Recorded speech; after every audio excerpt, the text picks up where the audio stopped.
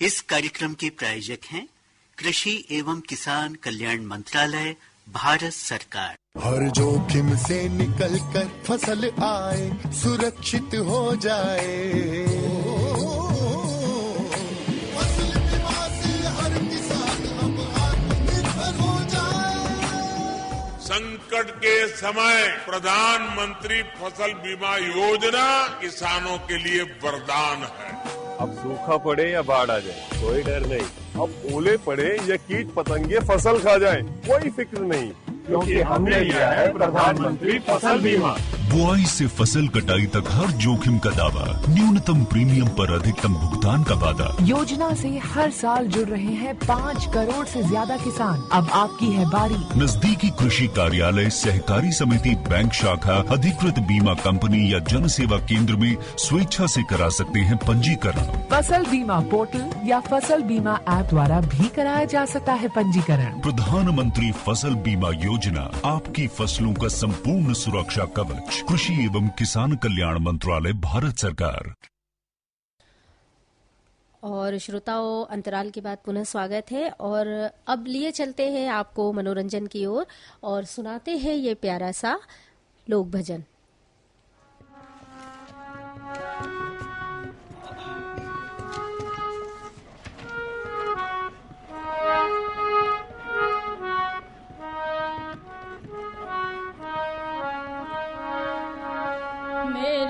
छोटी सी है नाव तेरे जादूगर पाँव मोहे डर लागे राम, कैसे बिठा लूं तुम्हें ना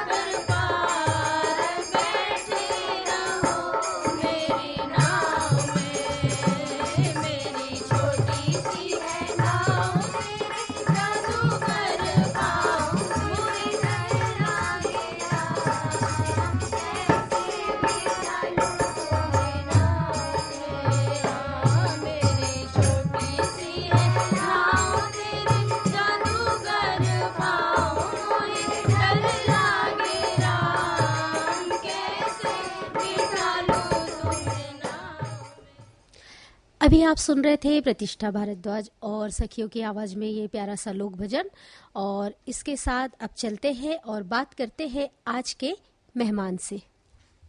श्रोताओं, आज हमारे साथ हमारे स्टूडियो में है कृषि विज्ञान केंद्र के वैज्ञानिक डॉक्टर मुरली इंगड़े जी। सर, आपका बहुत बहुत स्वागत है हमारे कार्यक्रम किसान वाणी में। नमस्कार। सभी किसान भाइयों को नमस्कार। और सर, जैसा कि आज हम आपसे खाद्य प्रसंस्करण के विषय में बात करने वाले हैं, तो सबसे पहले तो मैं आपसे यही जानना चाहूंगी कि खाद्य प्रसंस्करण क्या है? खाद्य प्रसंस्करण एक ऐसी प्रक्रिया है जिसमें हमारे कृषि से जो उत्पाद निकलते हैं उनको उनका रूप बदलकर ऐसे दूसरे रूप में उनको रूपांतरित किया जाए या मूल्यवर्धन किया जाए कि जिनसे उनकी जो रख रखाव की क्षमता है वो हमारी अधिक से अधिक बढ़े। क्योंकि आप सभी जानते हैं कि टमाटर एक समय में मंडी में 100 रुपए किलो भी जाता है और मंडी में 2 रुपए किलो से भी बिकता है।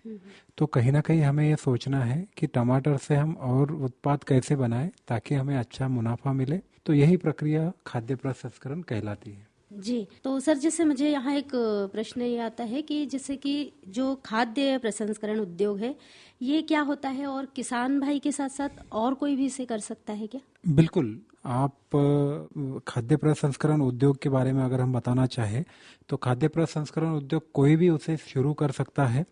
सभी के लिए इसमें अवसर बहुत सारे हैं, तो हर कोई किसान इसमें आगे आ सकता है। और खास तौर से हमारे मध्य प्रदेश गवर्नमेंट भी यही चाहती है कि जहां तक हो सके हमारी जो कृषि से उत्पाद निकल रहा है उस उत्पाद का मूल्यवर्धन करो, प्रसंस्करण करो ताकि हमें उससे अधिक मुनाफा मिल जाए। जी, तो सर, मैं इसमें कौन कौन सी खाद्य चीजें हैं उनको शामिल कर सकते हैं? खाद्य प्रसंस्करण उद्योग में सर्वप्रथम तो है कृषि प्रसंस्करण। इसमें क्या है कि कृषि प्रसंस्करण में कृषि के जो उत्पाद है उनको हम दूसरे फॉर्म में या दूसरे रूप में हम बनाते हैं। जैसे ग्रेडिंग जिसे हम बोलते हैं, श्रेणीकरण होगा, पिसाई, कटाई, या जिसमें पैकेजिंग का भी आपका बिजनेस है कि जिसमें आप निर्जलीकरण करके पैकेजिंग करा सकते हैं, नाइट्रोजन पैकेजिंग करा सकते हैं, टेट्रा पैकेजिंग करा सकते हैं। और बहुत सारे जो हमारे फल एवं सब्जी में पैकिंग का इस्तेमाल किया जाता है। दूसरा होता है वैक्सिंग, ड्राइंग। अब हम देखते हैं कि मार्केट में जो सेब, जो सफरचंद आता है वो तुरंत का तोड़ा हुआ नहीं रहता है, वो काफी उसको प्रक्रिया करके वैक्सिंग करके उसकी लाइफ बढ़ा दी जाती है। तो ये सारे जो हमारे कृषि प्रसंस्करण में आते हैं। दूसरा है खाद्य प्रसंस्करण में हम एक तो रेडी टू कुक, मतलब पकाने के लिए तैयार, जैसे एग्जाम्पल तो अब बहुत है मार्केट में, ठीक है। फिर रेडी टू ईट, कुछ पदार्थ ऐसे होते हैं कि जो खाने के लिए तैयार होते हैं। कुछ पदार्थ ऐसे होते हैं कि जो दूसरे पदार्थ को बनाने के लिए हमें सहायता करते हैं। जैसे अदरक लहसुन की पेस्ट मान लीजिए कि हर कोई गृहिणी, हर कोई महिला अपने खाने में इस्तेमाल करती है, तो उसका भी किसान भाई इसका भी पैकेजिंग करके उद्योग शुरू कर सकते हैं। तो इस प्रकार से हम कृषि प्रसंस्करण और खाद्य प्रसंस्करण में जा सकते हैं।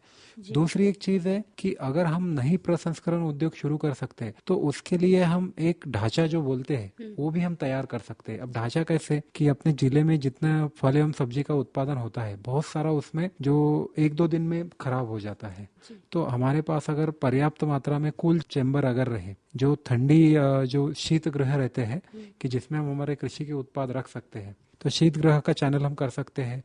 या रेफ्रिजरेटेड व्हीकल जो हमारी बड़ी बड़ी कंटेनर्स रहते हैं वो सादे कंटेनरों में हमारे यहाँ की गोभी, वो टमाटर यहाँ से नागपुर, हैदराबाद जाते हैं। अगर वही रेफ्रिजरेटेड रहे या ठंडा, जिसमें ठंडा करने की क्षमता है, तो वो जो माल हमारे खेत से निकला है वही माल हमारा वैसे के वैसा ही माल आगे की मंडी में जा सकता है। तो इस प्रकार हम खाद्य प्रसंस्करण उद्योगों का वर्गीकरण करते हैं। जी, तो इसका मतलब ये कि जो अपन ने अभी बात करी है खाद्य प्रसंस्करण के प्रकार ही हुए एक तरह से।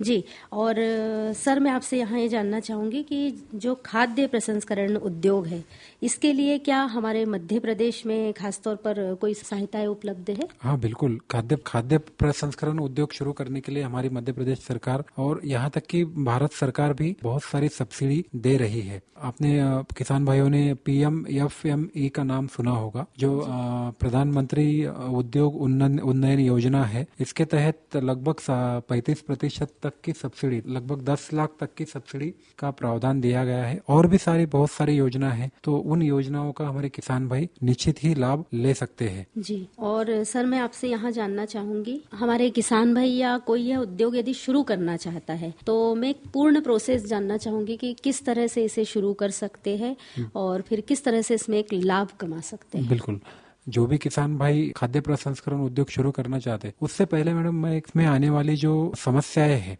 उन समस्याओं के बारे में मैं किसान भाइयों को बताना चाहूंगा कि खाद्य प्रसंस्करण उद्योग शुरू करने से पहले आपके पास में क्या समस्या आ सकती है या क्या समस्या आ रही है। सर्वप्रथम है कि जो वैज्ञानिक जानकारी है इनका अभाव रहता है। बहुत सारे किसान भाई शुरू करना चाहते हैं लेकिन उनको जानकारी पर्याप्त मात्रा में नहीं रहती।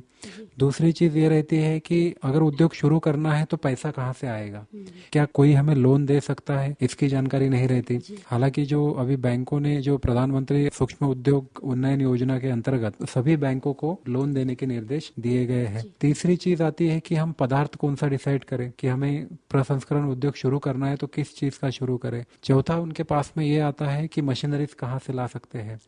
फिर उसके बाद में उसका विक्रय की समस्या। तो ये समस्या का जो निराकरण हम करेंगे तो निश्चित ही हम खाद्य प्रसंस्करण उद्योग की तरफ जा सकते हैं। अब मैं आपके प्रश्न का उत्तर देना चाहूंगा कि खाद्य प्रसंस्करण उद्योग शुरू करने के लिए किसान भाइयों क्या करना है। सर्वप्रथम आपको एक पदार्थ या जो भी खाद्य प्रसंस्करण उद्योग आप शुरू करना चाहते हो उसके बारे में आप पूरी जानकारी अपने पास में लें कि जैसे मुझे टमाटर से केचप बनाना है या आलू के चिप्स बना के बेचने हैं या मुझे एक हाथ कोल्ड स्टोरेज खोलना है।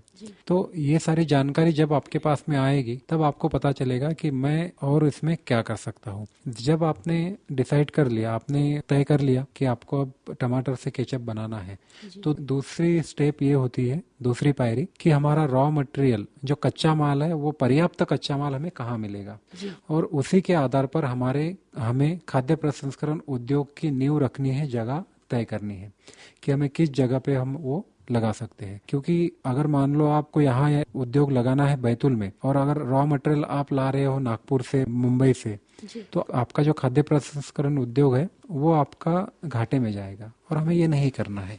क्योंकि खाद्य प्रसंस्करण उद्योग से एक तो हमारा ये है कि हमारे जो खाद्य पदार्थ है उनकी जो शेल्फ लाइफ है, जो रखरखाव की क्षमता है वो बढ़ानी है, और दूसरा किसान भाइयों को अधिक से अधिक मुनाफा है। तो कच्चा माल जहाँ पे आपको पर्याप्त उपलब्ध हो आप वहाँ पे जगह फाइनल कर लीजिए। जगह आपको मध्य प्रदेश शासन के माध्यम से वहाँ पे अगर इंडस्ट्रियल जो औद्योगिक विकास महामंडल रहते हैं उनके माध्यम से आपको बहुत ही कम लागत में जमीन मिल सकती है। बाकी जो जमीन मिलने के बाद में जो भी चाहे बिजली हो या अलग अलग प्रकार की जो व्यवस्थाएं चाहिए उसमें गवर्नमेंट आपकी सहायता करती है। अब आपने एक बार जगह डिसाइड कर ली, जगह आपकी फाइनल हो गई है और आपका प्रोडक्ट डिसाइड हो गया है, जगह फाइनल हो गई, कच्चा माल आपके पास पर्याप्त उपलब्ध है। अब आपको अगली जो पायरी है, अगले स्टेप में आपको करना है एनओसी। एनओसी आपको लोकल जो वहाँ की ग्राम पंचायत है या नगर पालिका है वहाँ से आपको एनओसी ले लेना है। फिर उसके बाद आपको FSSAI खाद्य सुरक्षा प्राधिकरण जो है अपना मानक प्राधिकरण, इनसे आपको लाइसेंस लेना है। और लाइसेंस लेने की बहुत ही सिंपल प्रोसेस है, बहुत सिंपल है, ऑनलाइन ही अप्लाई करना है। उसमें फूड सेफ्टी कंप्लायंस सिस्टम करके है, ऑनलाइन आपको उसमें आवेदन कर देना है। फिर वहां से जो खाद्य सुरक्षा अधिकारी है आपकी कंपनी का भ्रमण करेंगे, जो उद्योग है आपका वो पूरा सुरक्षित तरीके से पदार्थ बना रहा है तो आपको लाइसेंस दे देते हैं। तो इसमें यह है कि आपको उसके आधार पर आपका जो इंडस्ट्री है, उद्योग है, वो आपको अच्छे से सेटअप करना है। आपको वहाँ पे पूरी साफ सफाई का ध्यान रखना है। आपका जो पदार्थ पैकेजिंग होगा वो पैकेजिंग आपकी अच्छी रहे, तो ये आपको ध्यान रखना है। फिर आपका लाइसेंस के लिए अप्लाई होने के बाद में आपको मशीनरीज की व्यवस्था करनी है।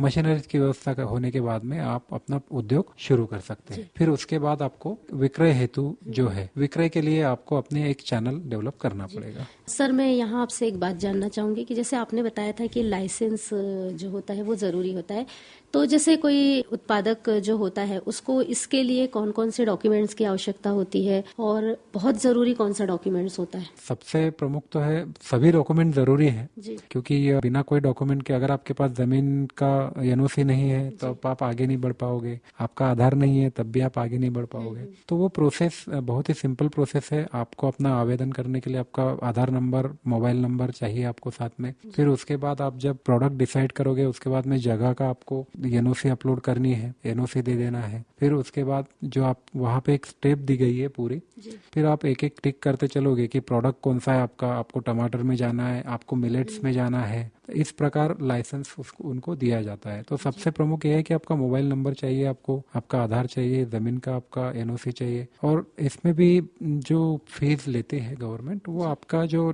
एनुअल ये है मशीनरीज का आपका खर्चा है टोटल सेटअप में 25 लाख तक की अगर आपकी टोटल इन्वेस्टमेंट है तो आपका लघु उद्योग में आता है। और 25 लाख से 5 करोड़ के बीच में अगर आपकी इन्वेस्टमेंट है, आपके इन्वेस्टमेंट के अनुसार, वो फिर आपका स्मॉल बिजनेस में आता है। और 5 करोड़ से ऊपर अगर है तो वो बड़ा उद्योग कहलाता है। सर, जैसे कि लोन लेने की बात है, जैसे लोन लेकर के हमारे जो किसान भाई है वो कोई भी उद्योग शुरू करते हैं, तो हम यदि लोन पे आते हैं तो जैसे कि लोन लेते समय भी हमारे जो किसान भाई है उनको किस तरह की बाध्यता होती है, किस तरह की एक सीमा होती है कि कितनी जमीन चाहिए, क्या चाहिए, ऐसा भी कुछ होता है? नहीं, जमीन की तो नहीं है, मैं आपको दिक्कत नहीं जमीन की। उसमें एक है कि आपका पूरा प्रोजेक्ट जो प्रपोजल है वो पूरा अच्छा चाहिए। आप जो प्रोडक्ट कर रहे हो वो खाने के हिसाब से, सुरक्षा के हिसाब से पूरा सही चाहिए। आपके डॉक्यूमेंट्स अगर सही है और आपका जो उद्यमी योजना के अंतर्गत आपका अगर पंजीयन हो चुका है तो बैंक भी आपको मना नहीं करती, क्योंकि उद्यमी योजना के अंतर्गत उन लोगों का अगर पंजीयन होता है जो उद्योग लगाना चाहते हैं, तो बैंक भी लोन देने में दिक्कत नहीं करती। क्योंकि आजकल गवर्नमेंट भी प्रयास कर रही है, मध्य प्रदेश शासन और प्रयास कर रहा है कि बाहर से जितना हो सके उतने लोग हमारे मध्य प्रदेश में आके यहाँ पे खाद्य उद्योग प्रस्थापित करे, या यहाँ के लोग भी उसको कर सकते हैं। क्योंकि हमारे यहाँ पे सोयाबीन है, दालें है, मसाले है, दूध है, इन सारे पदार्थों में हम खाद्य प्रसंस्करण की ओर जा सकते हैं। जी। और सर, जैसे कोई यदि ये चीज करना चाह रहा है, ये व्यवसाय मतलब खाद्य प्रसंस्करण का उद्योग करना चाह रहा है, तो इसके लिए हमारे जो बैतूल बाजार में कृषि विज्ञान केंद्र है, वहाँ से आप किस किस तरह की उनको सुविधाएं देते हैं, किस तरह से कार्य होता है वहाँ पे? कृषि विज्ञान केंद्र जिले में एक ही है, हर जिले में एक रहता है। और कृषि विज्ञान केंद्र बैतूल बाजार, जो किसान भाई अगर खाद्य प्रसंस्करण उद्योग लगाना चाहते वो बिल्कुल ही हमारे पास आ सकते हैं। हम उनको समय समय पर पूरे उद्योग लगने तक पूरी जो तकनीकी जानकारी चाहिए उनको, वो तकनीकी जानकारी संपूर्ण रूप से हमारी तरफ से दी जाएगी। कि जो भी तकनीकी जानकारी, जो भी पदार्थों बनाना चाहते हैं, उनका प्रशिक्षण भी हम दे सकते हैं।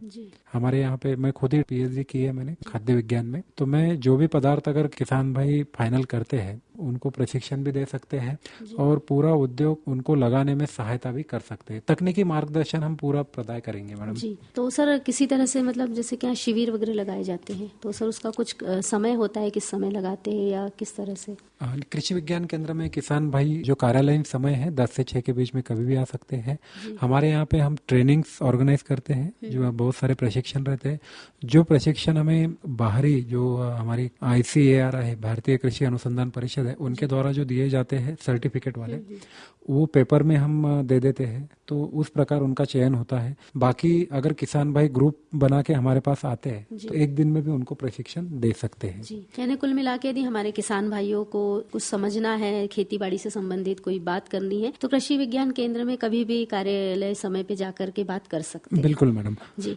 और सर, यहाँ पर जैसे हम इतनी सारी इसकी बात कर रहे हैं उद्योग की, तो जैसे हमारे किसान भाई ने सब कर लिया, खाद्य प्रसंस्करण को लेकर के कोई उत्पाद है वो तैयार भी हो गया उनका, और उसके बाद अब बात आती है विक्रय की, तो उसमें क्या क्या करने की आवश्यकता होती है जिससे अच्छे तरीके से उत्पादक विक्रय कर सके? बिल्कुल, मैंने शुरुआत में भी बताया था कि सबसे बड़ी प्रमुख समस्या विक्रय की रहती है। क्यों रहती है? क्योंकि हमें हमारा प्रोडक्ट बेचना आना चाहिए। बोलते हैं मैडम कि बोलने वाले का गेहूं बिक जाता है और न बोलने वाले का, ऐसा कुछ कहावत है। तो अगर हमारी मार्केटिंग हमें अच्छे से करना है, सबसे पहला तो प्रोडक्ट आप वैसा ही लो जो मार्केट में जिसकी डिमांड है। जो मार्केट में अच्छे से डिमांड पे प्रोडक्ट है, आप उसका प्रोडक्शन करोगे तो आपको निश्चित ही ग्राहक मिल जाएंगे। दूसरी चीज है कि आप अपना एक मार्केटिंग चैनल ठीक से अगर आप सेटअप कर लेंगे, क्योंकि मार्केटिंग में प्रमुख जो अगर हम बात सोचेंगे तो सबसे प्रमुख बात यह है कि आपकी जो मार्केट अवेलेबिलिटी है, आपके पदार्थ का बाजार में रहना वो कंटिन्यू चाहिए। अगर आपका पदार्थ 10 दिन के लिए मार्केट से गायब हो जाता है, मान लो आपने इंडस्ट्री लगाई, आपके पास कच्चा माल नहीं है, आपने 5 दिन प्रोडक्शन बंद कर दिया, तो जो ग्राहक आपके बनते हैं वो टूट जाते हैं, फिर ग्राहक आपके पास नहीं आएंगे। तो सबसे प्रमुख ये है कि आप अच्छे से मार्केटिंग चैनल डेवलप कीजिए, जिसमें आप स्मॉल रिटेलर से लेके होलसेलर तक अच्छा खासा उनको मुनाफा मिले, उस प्रकार उनको अपना प्रोडक्ट दिखाइए। और सबसे प्रमुख क्वालिटी पे कभी कॉम्प्रोमाइज मत कीजिए, क्योंकि आजकल का जो ग्राहक है पूरा पढ़ा लिखा ग्राहक है और उनको समझता है कि सिर्फ दाम प्रोडक्ट या पैकेट देखने से नहीं, उसकी क्वालिटी पे वो बिकता है। अच्छी से आप पैकेजिंग कीजिए, लोगों में एडवर्टाइजमेंट कीजिए, अपना प्रोडक्ट बच्चों तक पहुंचाइए, बड़ों तक पहुंचाइए, तो निश्चित ही मार्केटिंग आपकी आसान होगी। जी। और सर, इसके साथ साथ और आप हमारे सभी किसान भाइयों को और अभी सभी श्रोताओं को खाद्य प्रसंस्करण के लिए विशेष तौर पे क्या कहना चाहेंगे? जी, मैं एक बात कहना चाहूंगा कि अभी भारत सरकार भी ODOP, वन जिला वन उत्पाद के तहत हर जिले में किसी न किसी प्रोडक्ट को बढ़ावा दे रही है। अपने यहाँ पे भी गुड़ और सागौन ये 2 किए हैं, लेकिन इसके साथ साथ मैं किसान भाइयों से कहना चाहूंगा कि अभी आने वाला समय जो है वो पूरा मिलेट्स, जो हमारे पोषक अनाज है, मोटा अनाज है, उसके ऊपर आप सब लोग आने वाले हैं। तो निश्चित ही आप जितना हो सके मिलेट्स को बढ़ाइए और मिलेट्स को आप प्रसंस्करण करके उनको पैकेजिंग करके आप मार्केट में लाइए, क्योंकि उनमें ज्यादा कुछ नहीं, आपको सिर्फ साफ सफाई करके उसका छिलका निकाल के पैकेजिंग करना है। बाकी अन्य पदार्थ भी है, अपने जिले में आम भी बहुत होता है, फल सब्जी का भी हमारा काफी अच्छा सा बेल्ट है। अगर कम लागत में आपको खाद्य प्रसंस्करण उद्योग शुरू करना है तो आप निर्जलीकरण का एक उद्योग डाल सकते हो। मार्केट में हर घर में जो सूखी हुई मेथी, कस्तूरी मेथी लोग लाते हैं, वो लगभग 60 रुपए की 100 ग्राम आती है, उस हिसाब से वो 600 रुपए की हो गई। और हमारे मंडी में अगर आप नवंबर दिसंबर में देखोगे तो 2 रुपए किलो में मेथी बिकती है। तो कहीं ना कहीं किसान भाई ये सोचो कि हम हमारे पदार्थ को कम दाम में बेचने की बजाय हम उसमें प्रसंस्करण कर, उसका मूल्यवर्धन कर अधिक दाम में क्यों न बेचे। बहुत सारी योजनाएं भी है, बहुत सारे प्रसंस्करण उद्योग किसान भाई शुरू कर सकते हैं। ये तो मैंने एक उदाहरण दिया कि निर्जलीकरण, बिल्कुल एक मशीन अगर आप लाओगे तो वो साल भर आपकी चलती रहेगी। आप उसमें पालक सुखाओ, पालक सूखने के बाद में मेथी सुखाओ, मेथी सूखने के बाद में चौलाई भाजी सुखाओ, अगर वो सूख जाती है तो आप टमाटर सुखाओ, टमाटर के बाद आप प्याज सुखाओ। टमाटर के पाउडर को भी मार्केट में बहुत डिमांड है, प्याज की पाउडर। हमारे जो अरब कंट्रीज है उनके यहाँ प्याज नहीं होता है, तो वो प्याज पाउडर, लहसुन पाउडर, टमाटर की पाउडर, ये इनका काफी अच्छे से वो प्रसंस्करण उद्योग कर सकते हैं। जी। और सर, निश्चित ही आपने जो हमें जानकारी दी, वो जानकारी हमारे श्रोताओं को और हमारे किसान भाइयों के लिए बहुत अच्छी जानकारी है। और सर, आपने इतना बहुमूल्य समय दिया और हमसे खाद्य प्रसंस्करण के बारे में इतनी सारी बातें शेयर की और हमारे किसान भाइयों को उसके बारे में बताया, उसके लिए आपका बहुत बहुत धन्यवाद। नमस्कार। धन्यवाद। श्रोताओं, अभी आप सुन रहे थे डॉक्टर मुरलीधर इंगले, कृषि विज्ञान केंद्र बैतूल बाजार से खाद्य प्रसंस्करण उद्योग कैसे करें विषय पर की गई बातचीत। और श्रोताओं, अब चलते हैं और बात करते हैं हमारी आज की जो कृषि चर्चा है उसकी। तो श्रोताओं, जैसा कि हम जानते हैं कि ग्वार की खेती बहुत ही कम लागत में होती है और इसमें बहुत अधिक पानी की भी आवश्यकता नहीं होती है। और इसी के साथ यदि हम एक चीज और देखें तो ये बहुत कम समय की भी फसल है, इसमें समय भी कम लगता है। तो ये जो खेती है ग्वार की, ये हमारे किसान भाइयों के लिए बहुत अच्छी है। इसे लगाने से किसान भाइयों को मुनाफा होता है, क्योंकि इसकी हरी सब्जी भी विक्रय की जाती है और इसका दाना भी विक्रय किया जाता है, यानी ये दोनों ही रूपों में बाजार में विक्रय हो जाता है। यदि मृदा संरक्षण की हम बात करें तो ग्वार की खेती मिट्टी के लिए बहुत अधिक फायदेमंद है, क्योंकि इसकी जड़ें बहुत अधिक गहरी होती है, जो मृदा अपरदन को कम करने और मिट्टी में पोषक तत्वों को संरक्षित करने के लिए मदद करती है। यह एक दलहनी फसल है जो वायुमंडलीय नाइट्रोजन को मिट्टी में स्थिर करती है, जिससे खेत की उपजाऊ क्षमता बढ़ती है। जैसा कि ये मिट्टी में नाइट्रोजन स्थिर करती है, जिससे खेत में जब दूसरी फसल ली जाती है तो उस फसल के लिए फायदेमंद होती है, यानी उस फसल को जो भी पोषक तत्वों की आवश्यकता होती है वो आराम से मिल जाता है। और यदि फसल को फायदा होता है तो सीधे सीधे बात है, यदि फसल अच्छी होती है तो हमारे किसान भाइयों को भी फायदा होता है। इसलिए यदि हम ये फसल लेते हैं तो इसका सीधा फायदा हमारी अगली फसल पर पड़ता है और ये बहुत अच्छी होती है। ग्वार को लगाने के बाद यदि इसमें फलियां आने ही वाली है, उस समय यदि उसके पहले हमारे किसान भाई यदि हल जोतकर इसे मिट्टी में मिला देते हैं तो एक अच्छी हरी खाद का भी काम करती है। जो फसल को फायदा पहुंचाती है और इससे जो मिट्टी की उर्वरक शक्ति होती है वो भी बढ़ती है। साथ ही ये जमीन की जल धारण क्षमता को बढ़ाती है। यह नाइट्रोजन का एक प्राकृतिक स्रोत है। यह रासायनिक उर्वरकों पर निर्भरता कम करती है और मिट्टी के कटाव को भी रोकती है। तो श्रोताओं, ये थी हमारी आज की कृषि चर्चा और श्रोताओं चलते हैं हमारी श्रृंखला बातें खेती किसानी की ओर। तो श्रोताओं, जैसा कि अभी गेहूं कटाई का समय है और हमारे बहुत से किसान भाइयों के खेत में गेहूं लगे भी हुए और कुछ किसान भाइयों ने इसे काट भी लिए।